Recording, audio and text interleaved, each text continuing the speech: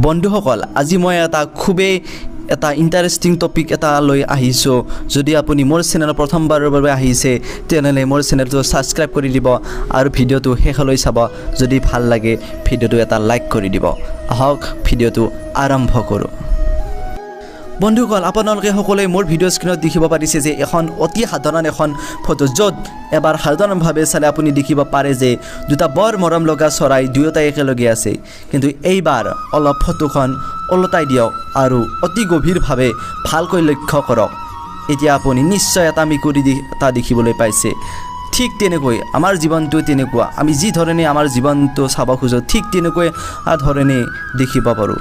যদি আমি ভাবি লওঁ আজিৰ দিনটো অতি সুন্দৰভাৱে গ'ল, তেন্তে নিশ্চয় আপোনাৰ দিনটো বহুত সুন্দৰ হ'ব। আৰু যদি আমি ভাবি লওঁ আজি গোটেই দিনটো বহুত বেয়াকৈ কটালোঁ, তেতিয়া আপোনাৰ মনটো দুখেৰে ভৰি পৰিব আৰু গোটেই দিনটো দুখবোৰৰ কথা চিন্তা কৰি থাকোঁতে আমাৰ দিনটো দুখেৰে ভৰি পৰিব, বৰঞ্চ দিনটো বেয়া হৈ পৰিব। আপুনিও যদি এনেকুৱাকৈ ভাবে যে মই মোৰ এই জীৱনটোত সুখী নহয়, তেনেহ'লে আপুনি সঁচাকৈয়ে সুখী নহ'ব। আৰু যদি ভাবি লয় মই মোৰ জীৱনটোক লৈ মই বহুত সুখী আৰু মই মোৰ জীৱনত যিখিনি পালোঁ সেইখিনি মই বহু সুখী হৈ আছোঁ, তেতিয়া আপুনি সঁচাকৈয়ে এজন ভাল সুখী মানুহৰ গৰাকী হৈ পৰিব। আপুনি এবাৰ নিজকে ভাবি চাওক, যেতিয়া মনটো বেয়া হৈ থাকে তেতিয়া নিজকে বহু দুৰ্বল অনুভৱ কৰে, হয়নে? আৰু যেতিয়া হাঁহি ধেমালি মনটো ভালে থাকে আমাৰ শৰীৰটো ভালে থাকে। আমি কেতিয়াবা সৰু সৰু বেমাৰত পৰিলেও আমি হাঁহি ধেমালি কৰি থাকিলে গমেই নাপাওঁ যে আমাৰ শৰীৰত কি দুৰ্বলতা আহিছে। Smile is the best tonic in our health. গতিকে নিগেটিভ চিন্তা শক্তিবিলাকৰ পৰা আঁতৰত থাকক আৰু পজিটিভ থাকিবলৈ চেষ্টা কৰক। যেতিয়া আমি সকলো পজিটিভভাৱে লওঁ আমাৰ শৰীৰত কিছুমান সৰু সুৰা বেমাৰৰ পৰাও মুক্ত হ'ব পাৰোঁ। আমি আমাৰ জীৱনটো দুটা দৃষ্টিৰে চাব পাৰোঁ, ভাল আৰু বেয়া। যদি আপুনিও সুখী হ'ব বিচাৰে তেন্তে নিশ্চয় ভাল দৃষ্টিৰে চাব আৰু জীৱনত আগুৱাই যাব। ভাল দৃষ্টিৰে আমাৰ মনত সুপ্ৰভাৱ পেলায় আৰু বেয়া দৃষ্টিৰে আমাৰ মনত কুপ্ৰভাৱ পেলায়। এইটো আপোনাৰ ওপৰত নিৰ্ভৰ, আপুনি কি দৃষ্টিৰে নিজৰ জীৱনটো চাব খোজে। ধন্যবাদ, ধন্যবাদ, ধন্যবাদ।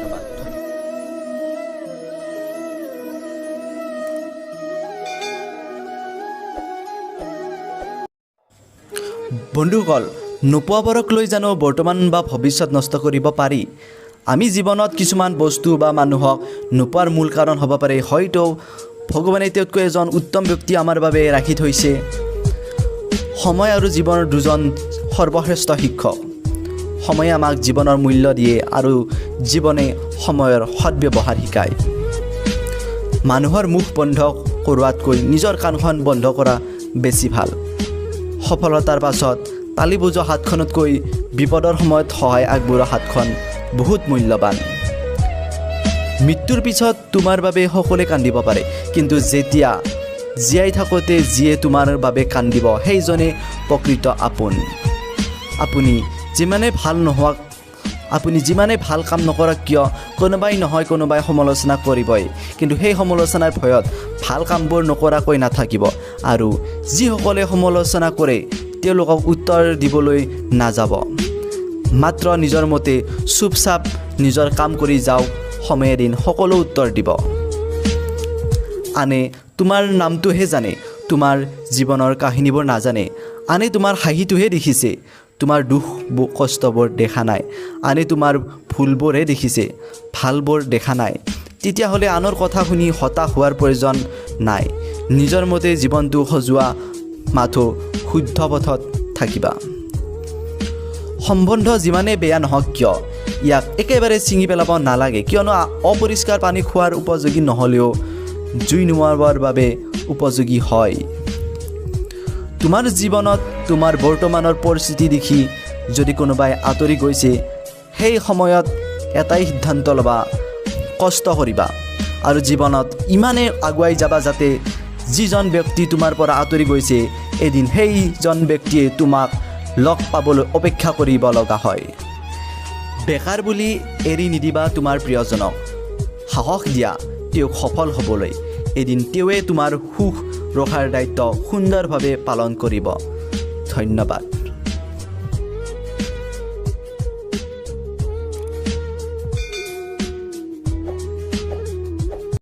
হেল্ল' ফ্ৰেণ্ডছ, আজি মই এনেকুৱা এজন ল'ৰাৰ বিষয়ে ক'বলৈ ওলাইছোঁ যিজনে নিজৰ ইচ্ছা শক্তিৰ বলত এনেকুৱা এটা কাৰ্য কৰি পেলালে যিটোৰ অসম্ভৱ আছিল, কিন্তু তেওঁৰ কাৰণে সম্ভৱ আছিল। কাৰণ তেওঁৰ ইমানেই ইচ্ছা শক্তি প্ৰবল আছিল যে তেওঁ অসম্ভৱ কামো সম্ভৱ কৰি তুলিলে। এনেকুৱা এজন ল'ৰাৰ বিষয়ে আজি মই এই ভিডিঅ'টো আলোচনা কৰিম। আপোনালোকে সম্পূৰ্ণ ভিডিঅ'টো চাব আৰু লাষ্টত জনাব কেনেকুৱা লাগিলে। বন্ধুসকল, ল'ৰাটোৰ বয়স আছিল 8 বছৰ। এদিন মাউণ্ট এভাৰেষ্ট ফটো দেখুৱাই দেউতাকে ল'ৰাজনক সুধিছিল, এই চূড়াত উঠিব পাৰিবানে তুমি? ল'ৰাজনে সিদিনা কৈছিল, পাৰিম। স্কুল জীৱনত শেষত ল'ৰাজনে ব্ৰিটিছ আৰ্মীৰ এয়াৰ ডিভিজন যোগ দিয়ে। মনৰ ভিতৰতে হিমালয়ৰ সৰ্বোচ্চ শৃংগ থিয় হৈ বিজয়ৰ চিৎকাৰ দিয়াৰ ইচ্ছা ল'ৰাজনৰ তেতিয়াও ক্ষান্ত হোৱা নাছিল। কিন্তু ইয়াৰ মাজতে এদিন দুৰ্ঘটনা ঘটিল। জাম্বিয়াত ফ্ৰী ফল পেৰাশ্বুটিং কৰাৰ সময়ত মাৰাত্মক আঘাত পায়। ৰাজহাড় 3টা কেহেৰুকা ভাঙি যায়। ডাক্তৰ মতে আজীৱন পংগু হৈ পৰিব সি। হুইল চেয়াৰত কটাব লাগিব বাকী জীৱন। তেনেদৰে আৰ্মীৰ চাকৰিটো গুচি গ'ল। আগত থাকিল বাকী জীৱনৰ পংগু অভিশাপ লৈ কটোৱা প্ৰতীক্ষা। কিন্তু অদম্য ইচ্ছা শক্তিৰ এই ল'ৰাজনে 1 বছৰৰ ভিতৰত হুইল চেয়াৰৰ পৰা উঠি খোজ কাঢ়িবলৈ চেষ্টা কৰিলে। এদিন খোজ কাঢ়িব পৰা হ'ল। লাহে লাহে দৌৰিবলৈ আৰম্ভ কৰিলে। ডাক্তৰৰ সকলো ভৱিষ্যতবাণী মিছা বুলি প্ৰমাণ কৰে ল'ৰাজনে। এনেদৰে সুস্থ হোৱাৰ মাত্ৰ 6 মাহৰ মূৰত 23 বছৰীয়া ল'ৰাজনে মাউণ্ট এভাৰেষ্ট জয় কৰিলে।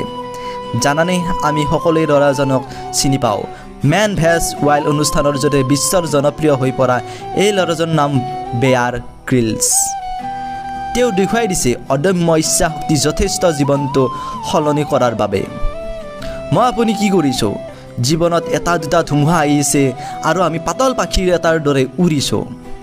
কিছুমানে চাকৰি পোৱা নাই অথবা ব্যৱসায় কৰি সৰ্বক্লান্ত হৈ গৈছে। কিছুমানৰ গাৰ্লফ্ৰেণ্ডে এৰি গৈছে, নতুবা পত্নীয়ে ডিভোৰ্চ দিছে। কিছুমানে প্ৰতিটো মুহূৰ্তত ব্যৰ্থতাৰ সন্মুখীন হৈ আছে, নতুবা কিছুমান ছুইচাইডৰ কথা ভাবি থাকে। সুখী হ'ব শিকা নাই, বাছ এইখিনিতে হাৰি গ'ল আপুনি। এজন মানুহে হুইল চেয়াৰৰ পৰা উঠি 6 মাহৰ মূৰত মাউণ্ট এভাৰেষ্ট জয় কৰে আৰু আপুনি বুদ্ধিমান ঠাণ্ডা মগজুৰে নিজৰ সমস্যাৰ সমাধান কৰি ৰৈ যাব খোজা জীৱনটোৱে এবাৰ গতি দিব নোৱাৰেনে? আপুনি পাৰিব। যিদৰে জুইত হাতখন সোমালে আপুনি আঁতৰাই দিবলৈ শিকিছে, যিদৰে কষ্ট লৈয়ে হাঁহিব শিকিছে, যিদৰে মোৰ ভিডিঅ'টো পঢ়ি আপোনাৰ মনত এই শক্তি অনুভৱ কৰিব শিকিছে। প্ৰয়োজন মাত্ৰ অদম্য ইচ্ছা শক্তি। প্ৰয়োজন মাত্ৰ প্ৰতিনয় হাবিবন এডাল গছৰ পৰা সিডাললৈ, সাগৰ আকাশৰ তলত প্ৰচণ্ড ৰ'দ ঘূৰি ফুৰা কহেৰুকা ভাঙি যোৱা এই মানুহজনৰ দৰে আপোনাৰ মনত লুকাই থকা মানুহজন উলিয়াই লৈ অনাটো। চেলুট, 100 বাৰ চেলুট পৃথিৱীক এই সুন্দৰ জীৱন উপহাৰ দিয়াৰ বাবে। গতিকে জানিলেতো ইচ্ছা শক্তিৰ দ্বাৰা আমি কি কৰিব পাৰোঁ। কিন্তু এটা কথা ভাবিছানে, ইচ্ছা শক্তি কেতিয়া জাগিব? ইচ্ছা শক্তি তেতিয়াহে জাগিব যেতিয়া আমাৰ এটা লক্ষ্য থাকিব। লক্ষ্য অবিহনে ইচ্ছা শক্তি নাজাগে। কাৰণ লক্ষ্যহীন মানুহৰ কেতিয়াও ইচ্ছা শক্তি নাজাগে। প্ৰথমে লক্ষ্য নিৰ্ধাৰণ কৰক আৰু তাৰ পিছত নিজৰ ইচ্ছা শক্তি জাগিব, তেতিয়াহে লক্ষ্যত উপনীত হ'ব। সেই ল'ৰাটোৱে কিয় জিকিছে জানেনে? তাৰ লক্ষ্য আছিল যে এদিন তেওঁ এভাৰেষ্ট জয় কৰিব।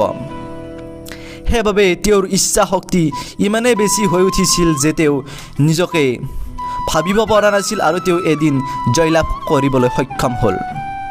আপোনালোকে মোৰ এই ভিডিঅ'টোৰ পৰা নিশ্চয় অলপ প্ৰেৰণা পালে।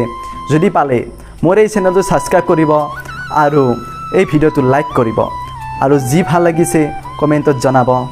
ধন্যবাদ।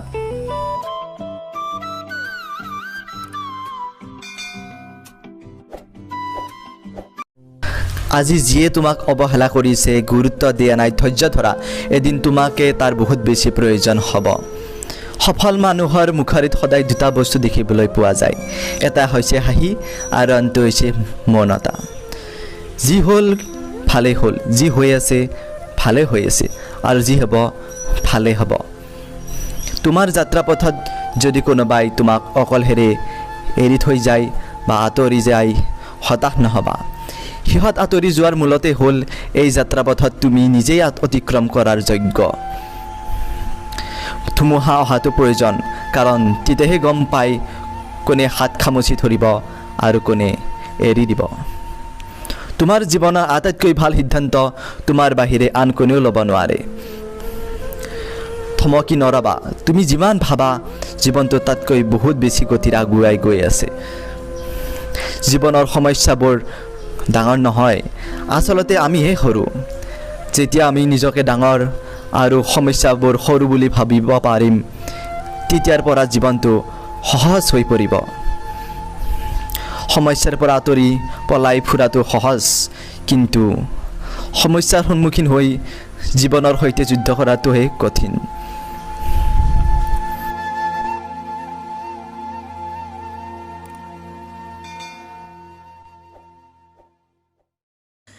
বন্ধুসকল, আপোনালোকে যদি মোৰ চেনেললৈ প্ৰথমবাৰৰ বাবে আহিছে, তেনেহ'লে চেনেলটো ছাবস্ক্ৰাইব কৰি দিয়ক আৰু এই ভিডিঅ'টো সম্পূৰ্ণ শেষলৈ চাওক। যদি ভাল লাগে এটা লাইক কৰি দিব।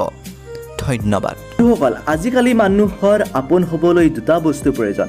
এটা হৈছে টকা, আনটো হৈছে চেহেৰা। পুৰুষক কেতিয়াও কোনোৱে ভাল নাপায়, ভাল পায় কেৱল তাৰ সাফল্য আৰু সামৰ্থ্য। কাৰোবাক ঠগাই যিজন মানুহে নিজকে বুদ্ধিয়ক বুলি ভাবে, তেওঁৱে এদিন ঠগ খাব। অপেক্ষা মাথো সময়ৰ। বন্ধুসকল, অহংকাৰ আৰু স্বাৰ্থপৰ মানুহৰ লগত সম্পৰ্ক গঢ়াতকৈ অকলে থকাই ভাল। কাৰণ অহংকাৰীবোৰে কেতিয়াও নিজৰ ভুল নেদেখে আৰু স্বাৰ্থপৰবোৰে কেতিয়াও সম্পৰ্কৰ মূল্য বুজি নাপায়। তেওঁলোকে কেৱল স্বাৰ্থৰ বাবেহে সম্পৰ্ক গঢ়ে। ভাল মানুহবোৰ আচলতে অহংকাৰী নহয়, কেৱল তেওঁলোকে সেই মানুহবোৰৰ পৰা আঁতৰি থাকে যাৰ ওচৰত তেওঁলোকৰ কোনো গুৰুত্ব আৰু সন্মান নাই। মানুহে প্ৰাৰ্থনা কৰাৰ সময়ত ভাবে ভগৱানে সকলো শুনি আছে, কিন্তু আনক নিন্দা কৰাৰ সময়ত পাহৰি যায় যে সেয়াও ভগৱানে শুনি আছে। পুণ্য কৰাৰ সময়ত ভাবে যে ভগৱানে সকলো চাই আছে, কিন্তু বেয়া কাম কৰাৰ সময়ত সেয়া পাহৰি যায়। মানুহৰ জীৱন আৰু বিশ্বাস দুয়োটাৰে সামঞ্জস্য আছে। মানুহৰ জীৱন যিদৰে এবাৰ গুচি গ'লে পুনৰ উভতি নাহে, ঠিক সেইদৰে এবাৰ বিশ্বাস ভাঙি গ'লে পুনৰ ঘূৰি নাহে। জীৱনত পৰাজয় বৰ প্ৰয়োজন, তেতিয়াহে উপলব্ধি হয় জয় হোৱাৰ অনুভৱ। সুখত থকা মানুহে বুজি নাপায় দুখ কি, সপোনত থকা মানুহবোৰে বুজি নাপায় বাস্তৱ কি, আৰু স্বাৰ্থপৰ মানুহে বুজি নাপায় সম্পৰ্ক কি। যেতিয়া দুখ সহিব পৰাটো অভ্যাস হৈ যায়, তেতিয়া চকুপানী ওলোৱা বন্ধ হৈ যায়। আজিকালি মানুহে সম্পৰ্কৰ মূল্য বুজি নাপায়, কেৱল নিজৰ স্বাৰ্থতহে চিনি পায়। স্বাৰ্থ থকালৈকে আপোন হোৱাৰ অভিনয় কৰিব আৰু স্বাৰ্থ শেষ হ'লে জীয়াই আছে নে নাই খবৰ এটা ল'বই এৰি দিব। ধন্যবাদ বন্ধু বান্ধৱীসকল। আপোনালোকে যদি মোৰ এই ভিডিঅ'টো চাই ভাল পালে, তেনেহ'লে নিশ্চয় এটা লাইক কৰি দিব আৰু নতুনকৈ যদি মোৰ চেনেললৈ আহিছে, প্লিজ ছাবস্ক্ৰাইব কৰি দিব। ধন্যবাদ। নমস্কাৰ বন্ধু বান্ধৱীসকল, আপোনালোকে যদি মোৰ চেনেললৈ প্ৰথমবাৰৰ বাবে আহিছে, তেনেহ'লে চেনেলটো ছাবস্ক্ৰাইব কৰি দিব আৰু এই ভিডিঅ'টো শেষলৈ চাব। যদি ভাল লাগে এটা লাইক কৰি দিব। ধন্যবাদ। বন্ধুসকল, আচলতে জীৱনটো বেয়া নহয়, বেয়া কৰে জীৱনৰ বাটত লগ পোৱা কিছুমান স্বাৰ্থপৰ মুখা পিন্ধা মানুহে। মোক কোনোবাই কষ্ট দিয়ক, ন' প্ৰব্লেম, বাট মোৰ বাবে কোনোবাই কষ্ট পাওক সেইটো মই কেতিয়াও নিবিচাৰোঁ। আমাৰ জীৱন একোখন অভিনয়ৰ মঞ্চ। ইয়াত কোনোবাই অভিনয় কৰে, কাৰোবাৰ জীৱনটোৰে অভিনয় হৈ যায় আৰু কোনোবাই অভিনয় উপভোগ কৰে। ৰেখাজনৰ হাতত ধৰি থকা জীৱনত কেতিয়াও কাৰো ভৰিত ধৰিব লগা নহ'ব। সকলোতকৈ আপোন হৈছে চকুপানী, যি সুখৰ সময়তো কাষত থাকে আৰু সময়তো কাষত থাকে। বন্ধুসকল, কেৱল বুজালে যদি সমাজৰ বেয়া মানুহবোৰে ভাল কথাবোৰ বুজি পালেহেঁতেন, তেনেহ'লে বাঁহী বজোৱাজনে কেতিয়াও মহাভাৰত হ'বলৈ নিদিলেহেঁতেন। মোক বেয়া পোৱা মানুহবোৰে এদিন হয়তো উপলব্ধি কৰিব তেওঁলোকৰ মোৰ প্ৰতি থকা মনোভাৱ ভুল, কাৰণ মই পৰপক্ষত কাকোৱে বেয়া নাপাওঁ। বয়স সৰুৱেই হওক বা ডাঙৰেই হওক, সম্পৰ্ক এটা গঢ়ি উঠিবলৈ বিশ্বাসৰ প্ৰয়োজন। বিশ্বাসে সম্পৰ্ক মজবুত কৰে, সন্দেহে সম্পৰ্ক ধ্বংস কৰে। এই পৃথিৱীত নিজতকৈ ভাল সংগী কোনো নাই। গতিকে বিশ্বাস আৰু ভৰসা সদায় নিজৰ ওপৰত ৰাখিব লাগে। তিনি ধৰণৰ মানুহৰ অহংকাৰ বেছিকৈ উচ্চ শিক্ষিত হ'লে, বেছি ধুনীয়া হ'লে, হঠাৎ ধনী হ'লে। নিজে পচন্দ কৰা ল'ৰাজনক ভাল পাই বিয়া হোৱাৰ পিছত প্ৰতিজন ছোৱালীৰ এটা আশা, তাই যাতে পিছত মা দেউতাৰ ওচৰত আহি আফচোচ কৰাৰ সলনি নিজৰ পচন্দক লৈ গৰ্বেৰে ক'ব পাৰে, চোৱা মা, মোৰ পচন্দটো বেয়া নহয়। তেনেকৈয়ে তাইক ভালপোৱা মৰমেৰে যত্ন ৰাখিবা প্ৰিয়। মেকুৰীকো বেছিকৈ গুৰুত্ব দিলে নিজকে বাঘ বুলি ভাবিবলৈ ধৰে। ঠিক একেদৰে মানুহকো বেছিকৈ গুৰুত্ব দিলে লেবেল দেখাবলৈ ধৰে। সেইকাৰণে কাকো জোখতকৈ বেছিকৈ গুৰুত্ব দিব নালাগে। ধন্যবাদ।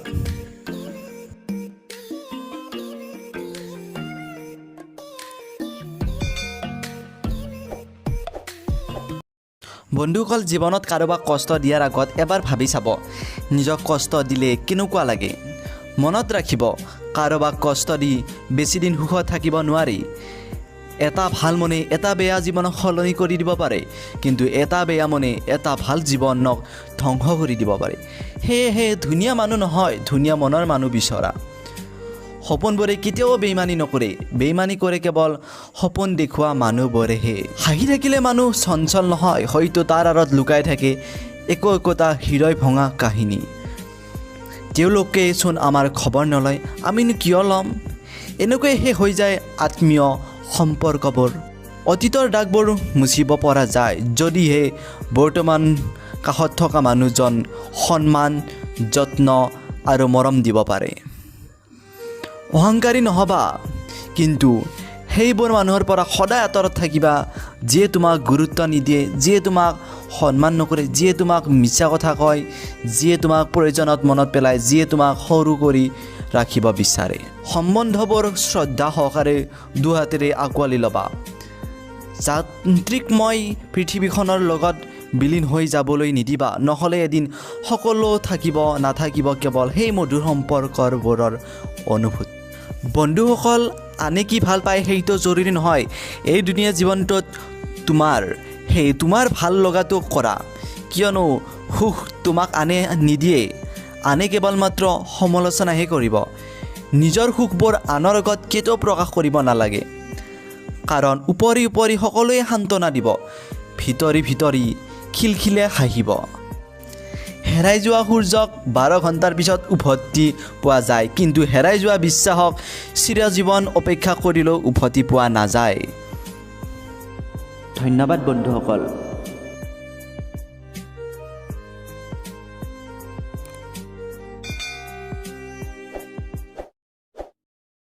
বন্ধুসকল, জীৱনত পাৰিলে পানীৰ দৰে হ'বলৈ চেষ্টা কৰা। নিজৰ ৰাস্তা নিজে তৈয়াৰ কৰি ল'ব পাৰিবা। পাথৰৰ দৰে নহবা আনক উজতি খুৱাবলৈ। সকলোতকৈ ডাঙৰ গুৰুমন্ত্ৰটো হৈছে, কেতিয়াও আপুনি আপোনাৰ গোপন ৰহস্য বেলেগৰ আগত প্ৰকাশ নকৰিব, নহ'লে আপোনাক ধ্বংস কৰি দিব। কেৱল পইচাৰ পিছত দৌৰিলে মহান ব্যক্তি হৈ নাযায়। মহান ব্যক্তি হ'বলৈ হ'লে ডাঙৰ সপোন দেখিব লাগিব। কোনোবাই তেওঁক সুধিছিল, আপুনি ইমান ডাঙৰ, আপুনি ইমান জ্ঞানী, তথাপিও আপুনি তলত কিয় বহে? তেতিয়া তেওঁ এটা হাঁহি মাৰি কৈছিল, তলত বহা মানুহজন কেতিয়াও পৰি নাযায়। জীৱনত যিমানে সমস্যা আহিব সিমানেই তুমি সফল পাই গৈ থাকিবা, কাৰণ সকলো সমস্যাৰ লগত এটা সুযোগ লৈ আহে। জীৱন যুদ্ধ কেৱল শক্তিশালী ব্যক্তিয়ে জয়লাভ নকৰে, কেতিয়াবা সেইজনো জয়লাভ কৰে যিজনে ভাবে মই জয় হ'ব পাৰিম। আমাৰ সকলোতকৈ ডাঙৰ দুৰ্বলতা হৈছে মাছ বাটতে ভাগৰি পৰা। সফল হোৱাৰ সকলোতকৈ সহজ উপায় হৈছে আকৌ এবাৰ চেষ্টা কৰা। মই সঠিক সিদ্ধান্ত লোৱাটো বিশ্বাস নকৰোঁ, তাতকৈও সিদ্ধান্ত লৈ সেই কামটো সঠিক কৰি দিওঁ। যদি আপুনি বহুত ডাঙৰ সফলতা বিচাৰে, তেনেহ'লে অফল হ'বলৈ প্ৰস্তুত থাকক, কাৰণ প্ৰতিবাৰে অফল হোৱাৰ পাছত আপুনি আপোনাৰ ভুলবিলাক শুদ্ধ কৰিব পাৰিব, আৰু ভুলবিলাক শুদ্ধ কৰি গৈ থাকিলে এদিন ডাঙৰ সফলতা পাব। সফলতা আনন্দ উপভোগ কৰাটো ভাল কথা, তাতকৈ জৰুৰী আপোনাৰ অসফলতাৰ পৰা জ্ঞান লোৱাটোই। কোনো ব্যক্তি অফল নহয় যেতিয়া তেওঁ হাৰি যায়, অফল তেতিয়া হয় যেতিয়া তেওঁ ভাবি লয় যে মই আৰু জিকিব নোৱাৰিম। যিকোনো মানুহক বৰ্তমান পৰিস্থিতি দেখি তেওঁৰ ভৱিষ্যতলৈ উপহাস নকৰিব, কাৰণ সময়ৰ ইমান শক্তি আছে যে কয়লা টুকুৰা এটাও হীৰালৈ পৰিৱৰ্তন কৰিব পাৰে। অকলে জন্ম হয় আৰু অকলে মৃত্যুবৰণ কৰে। তেওঁৰ ভাল আৰু বেয়া কৰ্মফল নিজে ভোগ কৰে আৰু তেওঁ অকলে স্বৰ্গলৈ বা নৰকলৈ যাত্ৰী কৰে। এলোহা ব্যক্তিৰ বৰ্তমান বা ভৱিষ্যত একোৱেই নাই। মূৰ্খ ব্যক্তিৰ পৰা বাহ লোৱাতকৈ জ্ঞানীৰ পৰা গালি শুনাই ভাল। শিক্ষা সকলোতকৈ ভাল মন্ত্ৰ। এজন শিক্ষিত ব্যক্তি সকলো ঠাইতে সন্মান পায়। সফলতা পাবলৈ হ'লে ভাল বন্ধুৰ প্ৰয়োজন, তাতকৈ বেছি সফলতা পাবলৈ হ'লে ভাল শত্ৰুৰ প্ৰয়োজন। ভাগ্য মানে আগৰ জন্মৰ কৰ্মফল আৰু কৰ্মই ভাগ্য সলনি কৰিব পাৰে। গতিকে নিজৰ ওপৰত বিশ্বাস ৰাখি কৰ্ম কৰি যাওক, এদিন সফলতা নিশ্চয় পাব। অপেক্ষা কৰা সকলে সেইটো পায় যিটো চেষ্টা কৰা সকলে এৰি থৈ যায়। অপেক্ষা নকৰিব। তুমি যিমান ভাবিছা তাতকৈ দুগুণ তীব্ৰতাৰে সংসাৰখন আগবাঢ়ি গৈ আছে। চেষ্টা ইমান শান্ত হৈ কৰা যে সফলতা চিঞৰি আহিব। আনৰ কথা শুনাজনে ভাঙি যায়, নিজৰ কথা শুনাজনে নিজকে গঢ়ি লয়। যাৰ ওপৰত জগতে হাঁহিছে সেইসকলে ইতিহাস বচাইছে। কৰ্মক্ষেত্ৰত হাৰি যোৱাসকলে এদিন জয়ী হৈ যায়, কিন্তু মনৰ পৰা হাৰি যোৱাসকলে কেতিয়াও জয়ী হ'ব নোৱাৰে। ভগৱানৰ ভৰসা ৰৈ নাথাকিবা। হয়তো ভগৱানে আপোনাৰ ভৰসাত ৰৈ আছে। মানুহে কয় পইচা থাকিলে কিবা এটা কৰিম, আৰু পইচা কয় কিবা এটা কৰিলেহে মই তোমাৰ ওচৰলৈ আহিম। শত্ৰু বনাবলৈ কাৰো লগত যুঁজিব নালাগে। সফল হৈ যোৱা উপহাৰে শত্ৰু পাবা। ভৰসা নিজৰ ওপৰত ৰাখিলে শক্তি বাঢ়ে আৰু আনৰ ওপৰত ৰাখিলে দুৰ্বলতা বাঢ়ে।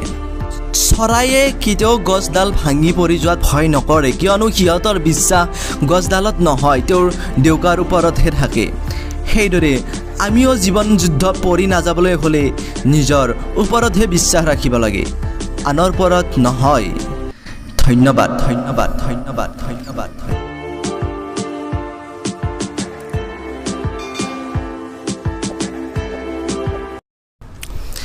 যদি আপুনিও যিকোনো কাম এটা হাতত ল'লে আৰু জিকিব নোৱাৰিলে অসফল হ'ল, কিন্তু অসফল ব্যক্তিক হাৰি যোৱা বুলি ক'ব নোৱাৰি।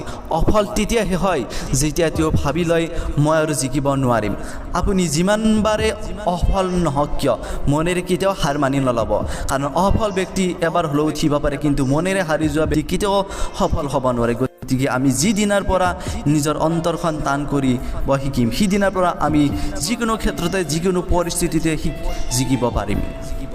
এজন ব্যৱসায়ী আৰু আপোনাৰ দোকানত এজন দেখিবলৈ বেয়া, অলপ কাপোৰবোৰ লেতেৰা বা ফটা চিৰা ধৰণৰ এজন ব্যক্তি আপোনাৰ দোকানত সোমাল, আপুনি কেনেকুৱা ধৰণৰ আচৰণ কৰিব তেওঁৰ লগত? এনেকুৱা এটা সৰু কাহিনী উদাহৰণ হিচাপে এজন ল'ৰাই দেখিবলৈ বেয়া আৰু ফটা কাপোৰ, আৰু তেওঁ হঠাৎ এখন কাপোৰৰ দোকানত সোমাল গ'ল আৰু সেই দোকানৰ চেলছমেন এজনক কাপোৰ দেখুৱাবলৈ ক'লে, আৰু চেলছমেনজনে তেওঁৰ অৱস্থা দেখি ঘৃণা দৃষ্টিৰে চাই বেয়াকৈ আচৰণ কৰিবলৈ ধৰিলে। তেওঁৰ লগত তেতিয়া দুখীয়া ল'ৰাজনে ক'লে মোক কাপোৰ চাবলৈ দিয়া, মোক কিয় কাপোৰ দেখুৱাবলৈ টান পাইছা? তেতিয়া চেলছমেনজনে উত্তৰ দিলে যে তই ইয়াৰ পৰা যা, তোৰ কাৰণে নাই ইয়াত কাপোৰ। তেতিয়া ল'ৰাজনে ক'লে মই কিয় কিনিব নোৱাৰোঁ কাপোৰ? তেতিয়া চেলছমেনজনে ক'লে তই তোৰ নিচিনা কাপোৰ ইয়াত নাপাবি, বাহিৰত পাবি, ৰাস্তাৰ কাষত পাবি। তেতিয়া হঠাৎ ল'ৰাজনে আইফোন উলিয়ালে আৰু সকলো ধৰণৰ কাৰ্ড উলিয়াই দেখুৱালে। তেতিয়া চেলছমেনজন আচৰিত হ'ল আৰু তেতিয়া চেলছমেনজনে সেই লেতেৰা কাপোৰ পিন্ধি থকা ল'ৰাজনক ছাৰ বুলি মাতি বৰ ভাল ব্যৱহাৰ কৰিবলৈ ধৰিলে আৰু কাপোৰবোৰ দেখুৱাবলৈ ধৰিলে। তেতিয়া ল'ৰাজনে সুধিলে অলপ আগতে তো আপুনি মোক বহু বেয়া আচৰণ কৰিছিল, এতিয়া কিয় ভাল ব্যৱহাৰ কৰিলে? ইয়াৰ পিছত দোকানৰ পৰা দামী কাপোৰ এযোৰ কিনিলে আৰু 2 মিনিট পিছত সেই কাপোৰযোৰ পিন্ধি পুনৰ দোকানত আহিলে। কিন্তু তেতিয়া এইবাৰ সেই ল'ৰাজনক ধৰিব পৰা নাছিল বা চিনিব পৰা নাছিল কাৰণ যিজন ল'ৰাই ফটা চিৰা কাপোৰ পিন্ধি আহিছিল তেওঁ এতিয়া ধুনীয়া নতুন কাপোৰ এযোৰ পিন্ধি আহিছিল ল'ৰাজন সেলছমেনজনৰ কাষলৈকে গ'ল আৰু সুধিলে কিয় মোক চিনিব পৰা নাই নেকি আপুনি দেখি মোক আচৰিত হ'ল নহয় এযোৰ ভাল কাপোৰ পিন্ধিলে বুলি এজন ব্যক্তি ভাল হ'ব এইটো নহয় আমাক কাপোৰ এযোৰৰ পৰা ধৰিব নোৱাৰি কাৰ কিমান টকা আছে কোন কিমান ভদ্ৰ যিকোনো মানুহক বৰ্তমান পৰিস্থিতি দেখি তেওঁৰ ভৱিষ্যতৰ উপহাস নকৰিব কাৰণ সময়ৰ ইমান শক্তি আছে যে কয়লা টুকুৰা এটাও হীৰালৈ পৰিৱৰ্তন কৰিব পাৰে যদি আপুনি এজন দোকানী যদি আপোনাৰ দোকানত বহু সৰু মানুহ এজন আহে আৰু দেখিবলৈ কাপোৰযোৰ সিমান ভাল নহয় তেতিয়া তেখেতৰ কাপোৰযোৰ নাইবা তেখেতৰ অৱস্থাটো নাচাই অতি আদৰেৰে তেখেতে যি বিচাৰে চাব বা ল'ব তেখেতে দিয়া উচিত কাৰণ কাপোৰেৰে মানুহক চিনিব নোৱাৰি আৰু মনটো ডাঙৰ কথা মনটো সঠিক থাকিলে মানুহজন যেনেই নহওক সৰু ডাঙৰ সকলোকে মৰম কৰিব পাৰি ধন্যবাদ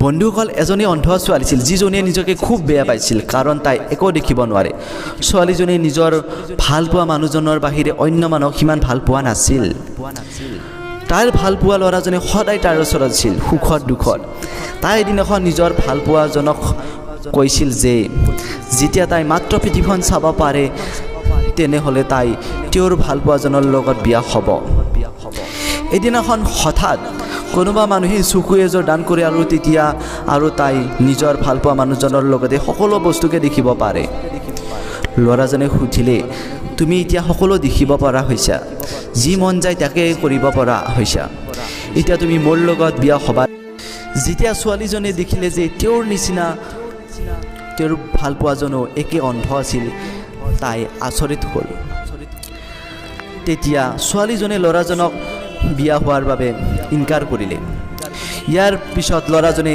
আঁতৰি আহিল তাইৰ কাষৰ পৰা ইয়াৰে কিছু সময়ৰ পাছত ল'ৰাজনে ছোৱালীজনক এখন পত্ৰ লিখিলে য'ত লিখা আছিল মোৰ চকু জুৰি ভালকৈ ৰাখিবা দিয়াৰ এই সৰু কাহিনী এটিৰ পৰা আমি এইটো শিকিব পাৰোঁ যে যিকোনো এটা পৰিস্থিতি সলনি হোৱাৰ পিছত প্ৰায় সকলো মানুহৰ এনেকুৱা ধৰণে মনৰ পৰিৱৰ্তন ঘটে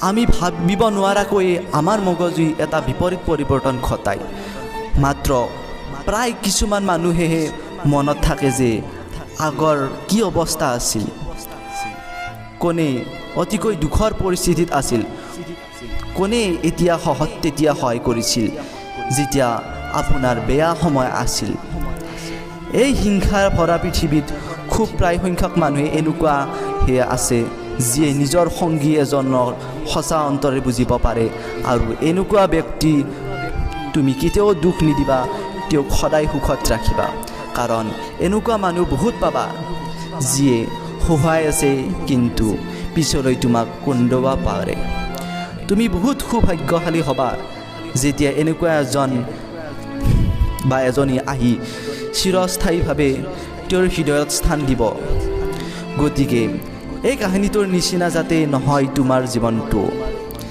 ইমান মূল্যহীন নহয় যে তোমাৰ জীৱনটো আন কোনোবা এজনক দি দিবা তোমাৰ জীৱনটো সিমানে মূল্যৱান যিমানে তুমি যাক জীৱনটো দিব ওলাইছা তোমাৰ জীৱনটো ৰাখিহে আনৰ জীৱন দিয়া উচিত কাৰণ এনেকুৱা মানুহৰ আজি অভাৱ নাই যিয়ে স্বাৰ্থ পূৰণ হোৱাৰ পাছত তোমাক পাহৰি নাযাব আপোনাৰ জীৱনটো সাধাৰণ বুলি নাভাবিবা ভগৱানে আমাক জীৱন এটা উপহাৰ হিচাপে দিছে গতিকে জীৱনটোত উপভোগ কৰিবলৈ শিকা জীৱনটোৰ কাৰণে যিবিলাক আপোনাৰ প্ৰয়োজন সেইবিলাক পূৰণ কৰাত প্ৰয়ত্ন কৰা আৰু জীৱনটো হাঁহি ধেমালিৰে কটোৱা কাৰণ জীৱনটো এটা গিফ্ট অৰ্থাৎ উপহাৰ হয় উপহাৰ পালে মানুহ দুখী নহয় আচলতে বৰঞ্চ সুখীহে হ'ব লাগে আনন্দিত হ'ব লাগে ধন্যবাদ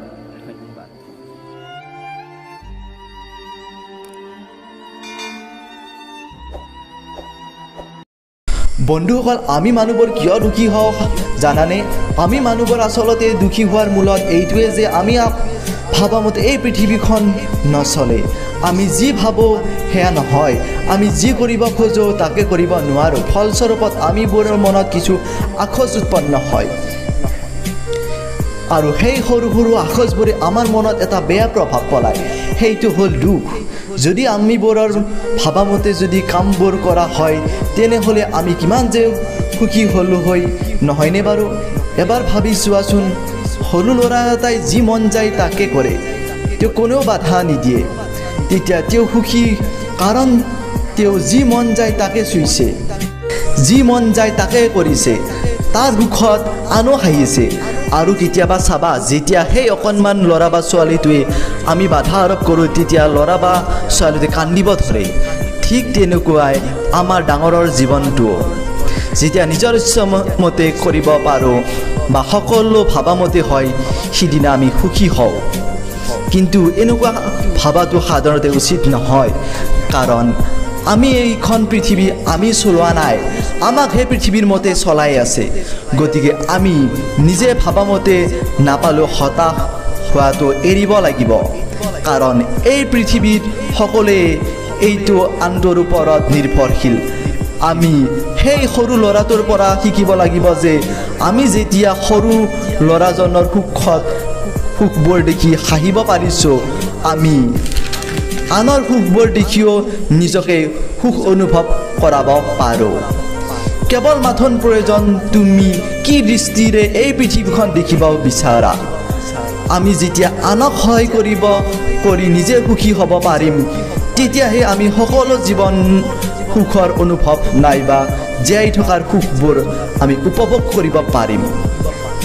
গতিকে জীৱনত কি পালা এইটো ডাঙৰ কথা নহয়, জীৱনৰ পৰা তুমি কিমান সুখী হ'ব পাৰিছা এইটোহে ডাঙৰ কথা।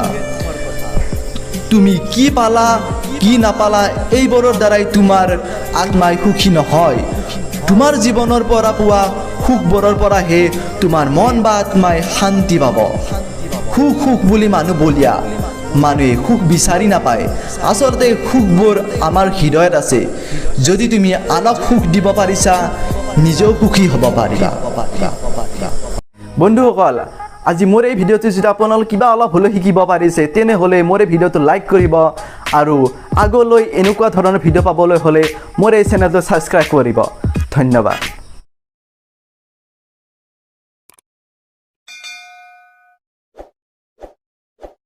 বন্ধুসকল, আজি মই এটা নতুন ভিডিঅ'ৰ সৈতে আপোনালোকৰ ওচৰলৈ আহিছোঁ।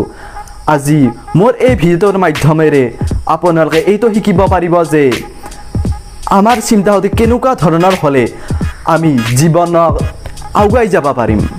গতিকে আপোনালোকে এই ভিডিঅ'টো সম্পূৰ্ণ শেষলৈ চাব। বন্ধুসকল, এদিনা এখন ঘোঁৰাৰ দৌৰ প্ৰতিযোগিতা অনুষ্ঠান কৰিছিল। বেলেগ বেলেগ পঞ্চায়তৰ পৰা ঘোঁৰা আনিছিল। এখন পঞ্চায়তৰ ঘোঁৰা নাছিল। তাৰপিছত পঞ্চায়তে কৰ্মচাৰীজনক ক'লে, এইটো আমাৰ গাঁৱৰ সন্মানৰ কথা, যেনেকৈ তেনেকৈ এটা ঘোঁৰাৰ ব্যৱস্থা কৰা। কৰ্মচাৰীজনে ক'লে, আমাৰ গাঁৱত এজনীও ঘোঁৰা নাই, কি কৰা যায় এতিয়া? পঞ্চায়তজনে ক'লে, তেতিয়াহ'লে যিকোনো প্ৰকাৰে এটা গাধৰ ব্যৱস্থা কৰা। তাৰপিছত গাধাৰ মাজত হাকাৰ সৃষ্টি হ'ল, হুলস্থুল হৈ গ'ল। তাৰ মাজৰ পৰা এনেকুৱা এটা গাধা বাছি উলিয়ালে যিটোৰ দৌৰ অলপ ঘোঁৰাৰ নিচিনা যেন লাগিছে। মানুহজনে ক'লে, তই কৰিব পাৰিবিনে এইটো কাম? গাধাটোৱে ক'লে, মই নোৱাৰিম। তেতিয়া মানুহজনে ক'লে, তই পাৰিবি। এনেকৈ সম্পূৰ্ণ দুদিন কৈ থাকিলে। যেতিয়া যিকোনো এটা বস্তু একেষাৰ কথাকে কৈ থাকে, তেতিয়া কিবা এটা নহয় পৰিৱৰ্তন দেখিবলৈ পোৱা যায়। ঠিক তেনেকৈ গাধাৰ লগতো তেনেকুৱাই হ'ল। গাধাটোৱে ক'লে, মই যাম গাঁৱৰ সন্মানৰ কাৰণে, পঞ্চায়তৰ সন্মান কাৰণে মই যাম। পঞ্চায়ত সাজু, গোটেই টিম সাজু হৈ আছে আৰু গাধাটো ৰেচিং লাইনত থিয় কৰি থ'লে। গাধাটোৱে যেতিয়া বাওঁফালে চালে, ঘোঁৰা, বাপৰে মৰিলোঁ দেই। সোঁফালে চালে, বাপৰে মৰিলোঁ দেই। গাধাটোৱে এনে ঠিক ঠাক আছিল, কিন্তু যেতিয়া গাধা এটাই যেতিয়া ঘোঁৰাৰ মাজত থাকিব, তেতিয়া গাধা এটাই ভয় খোৱাটো স্বাভাৱিক। তাৰ ভৰি কঁপিবলৈ ধৰিলে, বুকু কঁপিবলৈ ধৰিলে, আৰু যেতিয়া হুইচেল বজিব ধৰিছে, তাৰ 5 ছেকেণ্ড পিছত এনেকুৱা এটা ঘটনা হ'ল, যিটোৱে প্ৰকৃতিৰ নিয়মে সলনি কৰি পেলালে। হুইচেল বজোৱাৰ 5 ছেকেণ্ড পিছত গাঁৱৰ পঞ্চায়তে গাধৰ লেজ দাঙি আধা কেজি জলকীয়া গুড়ি আনি গাধৰ নেজৰ তলত সানি দিলে। জলকীয়াৰ গুড়ি সানি দিলাক। তেতিয়া আপুনি ভাবিছে ৰেচখনৰ ৰিজাল্ট কি হ'ল?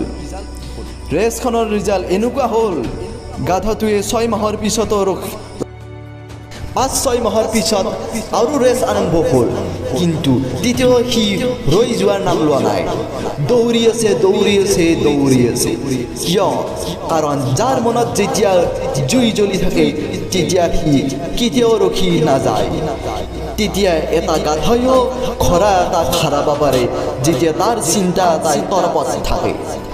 যদি আপুনিও জীৱনত যদি কিবা কৰি দেখুৱাব বিচাৰিছে তেনেহ'লে আপোনাৰ চিন্তা শক্তিও লাহে লাহে জ্বলাই যাব শিকা, যাতে আপোনাৰ যি তৰফ কিবা কৰি দেখুৱাব খোজা সেই তৰফ আৰু জ্বলি উঠে দপ দপ দপকৈ।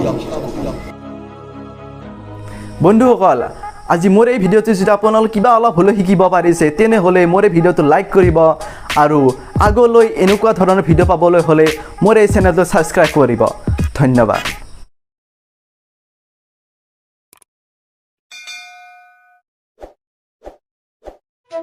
আমাৰ সকলোৰে কেতিয়াবা এনেকুৱা অনুভৱ হয় যে আমাৰ ভিতৰত এনেকুৱা বস্তু নাই যি কাৰণত আমি সফল হ'ব পৰা নাই। কিন্তু আচলতে এইটো সত্য নহয়। আমি যেতিয়া বাৰে বাৰে কিবা এটা ক্ষেত্ৰত জিকিব নোৱাৰোঁ তেতিয়া বেলেগক দোষ আৰোপ কৰোঁ। কিন্তু এইটো নাভাবোঁ যে কিয় তেনেকুৱা হ'ল, কিয় হাৰিলোঁ। আমি নিজকে আনজনৰ লগত তুলনা কৰিব লাগে। এনেকুৱা কি কাৰণত হ'ল যে তেওঁ মোতকৈ আগত আছে আৰু সেই ভুলবোৰ শুধৰাবলৈ নিজকে চেষ্টা কৰাব লাগে। সদায় কামবোৰ মনোযোগেৰে কৰিলে সেই কামবোৰৰ তোমাৰ কষ্টৰ ফল প্ৰাপ্ত কৰাব। কেতিয়াবা তেনেকুৱা লাগে যে এই সকলোবোৰৰ মাজতে আমি নিজে নাইবা পৰিস্থিতি দোষী। কিন্তু আমি কেতিয়াও নাভাবোঁ যে আমাৰ ভিতৰত সোমাই থকা দুৰ্বলতাবোৰ যে শক্তিশালী কৰি তাৰ ওপৰত জয়লাভ কৰিব পাৰিম, আমি এইটো কেতিয়াও অনুমান নকৰোঁ। আমি সকলোৱে একোজন বিশেষ আৰু মহত্বপূৰ্ণ হয়।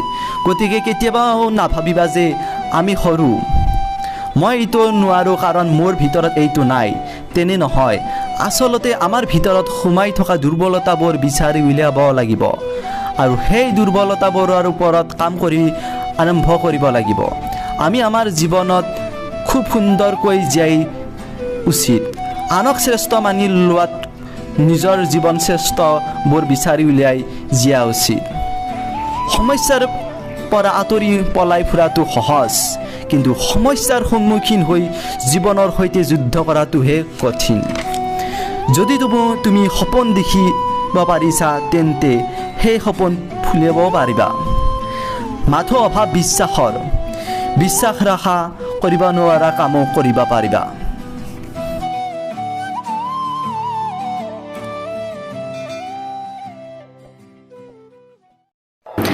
যিমানেই সুখী হোৱাৰ অভিনয় কৰি ৰাতি নিৰ্যাতনত নীৰৱে কান্দে সেইজনে ভাল পোৱাৰ অভিনয় কৰি কাকো কষ্ট দিব নোৱাৰে, কাৰণ তেওঁ জানে কষ্ট কি। দ্বিতীয় সুযোগ কেৱল কাহিনী দিব পাৰে, জীৱনে নহয়। আমাৰ চকুযোৰে সাধাৰণতে সেইবোৰ বস্তুৱে পচন্দ কৰে যাক সহজে পাবলৈ কঠিন। অতীতৰ ভুলৰ বাবে এতিয়া নাকান্দিবা, কাৰণ সেই চকু পানীয়ে তোমাক বৰ্তমানৰ সৌন্দৰ্য দেখা নোপোৱা কৰি তোলাইছে। দুখীয়াৰ কোনো বন্ধু নাই, সঁচা ভাল পোৱাৰ কোনো মূল্য নাই। সম্পৰ্ক এটা শেষ হ'বলৈ 1 মিনিটৰ প্ৰয়োজন, কিন্তু সম্পৰ্কটো পাহৰি যাবলৈ গোটেই জীৱনৰ প্ৰয়োজন। আই হেট ইউ বুলি গাৰ সমস্ত জোৰেৰে 1000 বাৰ চিঞৰি ক'লেও হৃদয়খনে নামানে তোমাক যে মই ঘৃণ কৰোঁ। যি হয় ভালৰ কাৰণে হয়, সেই আশ্বাস লৈতো জীয়াই আছোঁ। অন্যথা ব্যৰ্থতা আৰু হতাশবোৰে কেতিয়াবাই হত্যা কৰি পেলালেহেঁতেন মোক। তুমি কাজিয়াবোৰৰ মাজত লুকাই থকা মৰমখিনি তুমি চিনিব নোৱাৰিলা।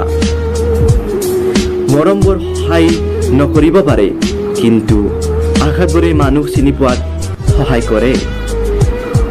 আনৰ সুখৰ বাবে নিজৰ মাজত নিজক হত্যা কৰি জীয়াই থকা অনুভৱ কেনে সেয়া কেৱল সেই আত্মহত্যাকাৰীহে জানে।